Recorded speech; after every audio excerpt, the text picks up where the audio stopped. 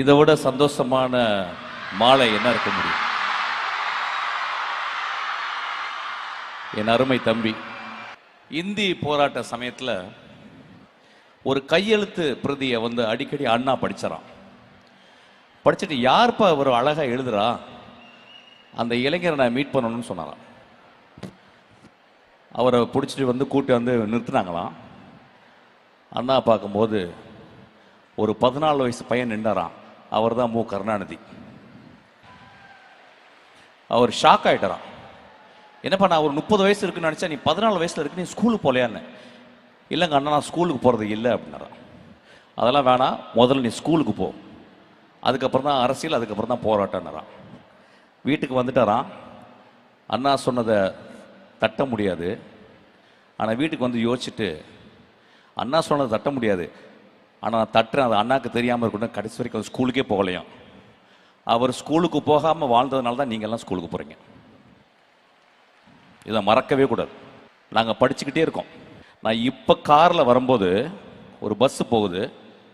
அந்த பஸ்ஸில் திருநங்கைகளுக்கும் திருநம்பிகளுக்கும் ஒரு திட்டம் அப்படின்னு இருக்கு, சிறகுன்னு ஒரு திட்டம். நாங்கள் 2 பேரும் அரசியலுக்கு அப்பாற்பட்டவங்க. ஆனால் அந்த குடும்பத்தில் தான் நாங்கள் எப்பயுமே இருக்கிறோம், எப்பயுமே கூட பழகிக்கிட்டே இருக்கோம். ரொம்ப ரொம்ப நீங்கள் எல்லாம் கொடுத்து வச்சவங்க. நாங்கள் ஸ்கூலில் படிக்கும்போது, கவர்மெண்ட் ஸ்கூலில் படிக்கும்போது எங்களுக்கு எந்த ஹெல்ப்புமே இல்லை. ரொம்ப ரொம்ப கஷ்டப்பட்டு ஒவ்வொரு வருஷமும் நாங்கள் படிக்கிறதுக்கு அவ்வளோ கஷ்டப்பட்டு வந்தோம். இன்றைக்கி உங்கள் வாழ்க்கையில் இந்த அரசும் முதல்வரும் எனது மதிப்பிற்குரிய என் இதயத்திற்கு சொந்தமான தம்பியும் புன்னகை அரசர் அன்பிலும் 3 பேரும் சேர்ந்து உங்களை பத்திரமா பார்த்துக்கிறாங்க. அதை மறக்கவே கூடாது. அவ்வளோ நல்ல திட்டங்களை உங்களுக்கு படிக்கிறதுக்காக சொல்கிறாங்க. நீங்கள் படிக்கணும். இனி வாழ்க்கையில் உங்களுக்கு எந்த முட்டுக்கட்டையுமே கிடையாது, எந்த முட்டுக்கட்டையும் கிடையாது. உங்கள் வேலை படிக்கிறது தான். உங்களுக்காக எல்லா செலவையும் எல்லா பொறுப்புகளையும் உங்கள் தாய் தந்தை போல முதல்வர் ஐயா உங்களை பார்த்துக்கிறாரு. துணை முதல்வர் அதை வழி நடத்துகிறாரு. எல்லா நல்ல திட்டங்களும் மக்களுக்கு போய் சேர மாதிரி அன்பில் பார்த்துக்கிறாங்க. நான் அவங்க 3 பேருக்கும் பர்சனலாக நான் கடப்படுறேன்.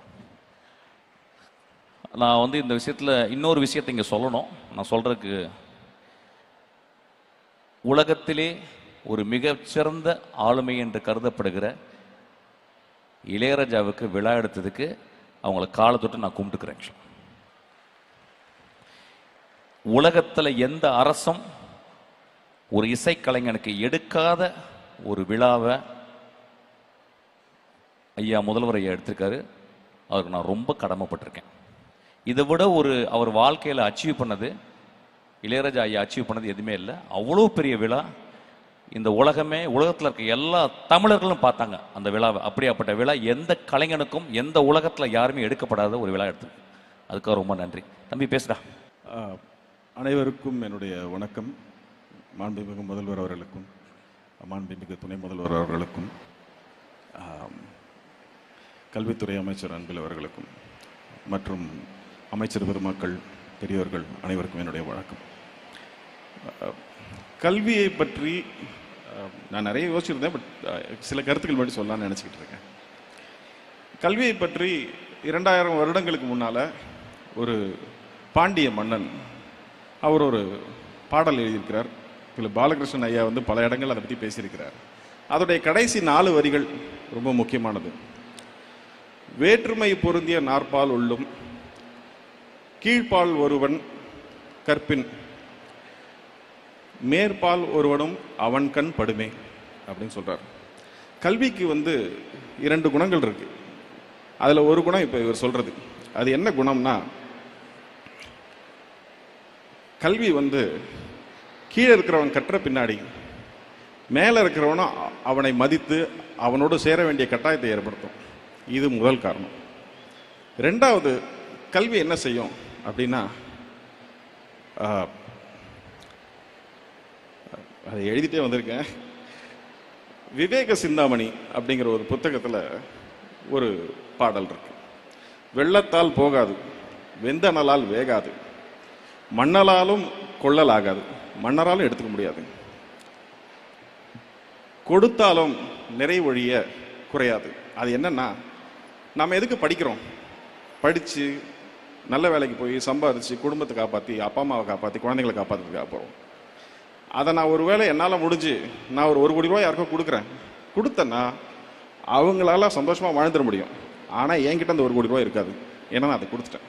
ஆனால் கல்வி இருக்கு இல்லையா, அதை வைத்து நாம் கற்று நாம் பணம் ஈட்டும் பொழுது அந்த கல்வி என்னையும் அறிவாளியாகவே வைத்திருக்கும், அதை வாங்குபவரையும் அறிவாளியாக வைத்திருக்கும்.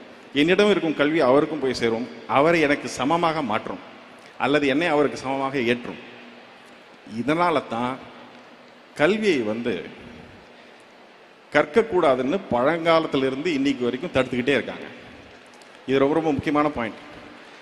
கற்றுக்கிட்டு வந்திருந்த நாம ஏன் நடுவில் கல்வியை இழந்தோன்றதை யோசிக்கணும். 2 விதமான கருத்தியல்கள் இருக்கு கல்வியை சார்ந்து.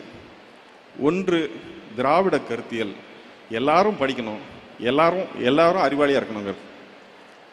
இதை இப்போ நான் சொன்னேன் இல்லைங்களா, இந்த பாண்டிய நெடுஞ்செழியன் காலத்திலிருந்து போன செஞ்சுரியில் இருந்த பாரதியார் வரைக்கும் அவர் கூட சொல்லியிருக்காரு, அன்ன சத்திரம் 1000 நாட்டலும் ஆலயம் 10000 கட்டலும் அப்படின்னு சொல்லி அதோடைய எண்டில் என்ன சொல்லியிருக்காருன்னா, இந்த பல புண்ணியங்களை தாண்டி கோடி மடங்கு பெரிய புண்ணியம் அங்கே ஒரு ஏழைக்கு கல்வி அறிவித்தல்னு சொல்லியிருக்கிறார். அப்படிப்பட்ட ஒரு புண்ணியமான செயல் கல்வி அறிவிக்கிறது. இப்போ ஆரிய கருத்தியல்ல என்ன நடந்திருக்குன்னா, கற்கணும்னு ஆசைப்பட்ட ஒரு பையன் போய் ஒரு ஆசிரியர்கிட்ட கற்கணும்னு கேட்டபொழுது, நீங்கள் எந்த ஆளுன்னு கேட்டு உனக்கு சொல்லித்தர மாட்டேன்னு அனுப்பிச்சிட்டார். ஆனால் அவனே போய் வில்வித்தை கற்றுக்கிட்டு அவர்கிட்ட போய் நின்ன போது அவருடைய கட்டை விரலை அவர் வாங்கிக்கிட்டார். அவர்கிட்ட போய் கர்ணன் பின்னாடி கற்றுக்கணும்னு நினச்ச பொழுது கர்ணனையும் நீ என்ன ஆளுன்னு கேட்டு அனுப்பிச்சிட்டார். அவர் கிருபாச்சாரியார்கிட்ட போய் கேட்ட பொழுது அவர் கேட்கும்பொழுது இல்லை நான் மேட்டுக்குடின்னு சொல்லி அவர்கிட்ட தொழில் கற்றுக்கிட்டார். ஆனால் அவரும் அப்படிப்பட்டவர் இல்லைன்னு தெரியும் பொழுது அவர்கிட்ட நீ கற்ற கல்வியெல்லாம் உன்னை விட்டு ஒரு நாள் போய்விடும் சொல்லி சாபம் கொடுத்து அதையும் பிடிங்கிறார். இப்படி துரோணாச்சாரியார் கிருபாச்சாரியார் ஆரம்பித்து ராஜகோபாலாச்சாரியார் வரைக்கும் நாம் படிப்பதை தடுத்து கொண்டே இருக்கிறார்கள். ஆனால் இந்த கொள்கைக்கு எதிராக சமத்துவம் இருக்கக்கூடாதுன்னு சொல்கிற இடத்துல சமத்துவமும் சமூக நீதியும் இருக்கணும்னு சொல்கிற ஒரு கட்சி ஒரு கொள்கை ஆட்சியில் இருக்கும்பொழுது அவங்க எல்லாரையும் படிக்க வைக்கிறதுக்கு எத்தனை திட்டங்கள் முடியுதோ அத்தனை திட்டங்களையும் போடுறாங்க. காலை உணவு கொடுக்குறாங்க, நான் முதல்வன் இருக்கு, தமிழ் புதல்வன் இருக்கு, இந்த இப்படி அவங்க ஒரு வரிசையாக திட்டங்கள் போட்டு எப்படியாவது படிச்சிருக்கன்றாங்க. நீங்கள் கட்டணம் இல்லாமல் பேருந்து கொடுக்குறாங்க, வேற யாரும் ஆட்சி பண்ணாலும் அவங்க மடிக்கணினி கொடுக்குறாங்க, சைக்கிள் கொடுக்குறாங்க, எப்படியாவது படித்து மேலே போயிருங்கிறாங்க. இதை தடுப்பதற்கு அவங்க முன்ன கட்டை விரலில் கேட்ட மாதிரி கர்ணனுக்கு அம்னீஷியா கொடுத்தா மாதிரி இப்போ புதிய கல்விக் கொள்கையை ஒன்று கொண்டாந்து உங்களோட தடுக்கிறத தடுக்க பார்க்குறாங்க. இதை இப்படி அவங்க தடுத்து இதை ஏற்க மாட்டோம்னு சொன்னவங்களுக்கு நமக்கு நியாயமாக வர வேண்டிய 2150 கோடி பணத்தை தரமாட்டேன்னு சொல்கிறாங்க. இப்போது நமக்கு உடன்பாடு இல்லாத அல்லது கொள்கையாக அரசியலாக முரண்பாடு கொண்ட ஒரு கட்சி ஒன்றியத்தை ஆளும்போது எந்த உதவியும் இல்லாமல் கைகளை கட்டி கால்களை கட்டி தண்ணீரில் போட்டதுக்கு அப்புறமா நீந்தலாம் என்று பார்க்காமல் தான் நீந்தி தமிழக மக்களையும் கரை சேர்க்கக்கூடிய ஒரு உழைப்பை செலுத்தியிருக்கக்கூடிய இந்த முதல்வருக்கு என்னுடைய மனமார்ந்த நன்றிகளை தெரிவித்துக் கொள்கிறேன். நன்றி.